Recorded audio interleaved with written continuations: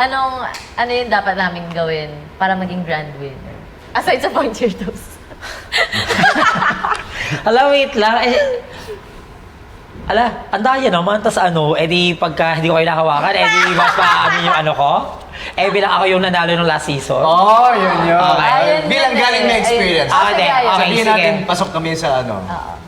Siguro lang talaga, andun tayo sa...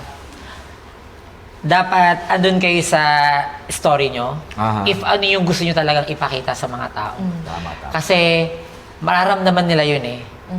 And dapat yung aura na being a champion is like, mararamdaman nila sa inyo.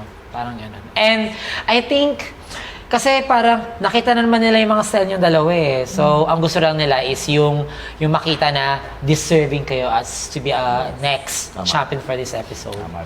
Parang gano'n. Hindi lang to para sa amin, kundi para sa ibang For duos. everyone. Kailangan talaga yun. Syempre, ibibigay nyo naman talaga yung best nyo eh. Pagka andun na kayo eh. Tama. Ang kailangan lang talaga is maramdaman nila kayo. Tama. Ganun. Hindi yung parang sasayaw lang kayo. So, dapat, porsigido kayo na kami ang mananalo talaga for this episode.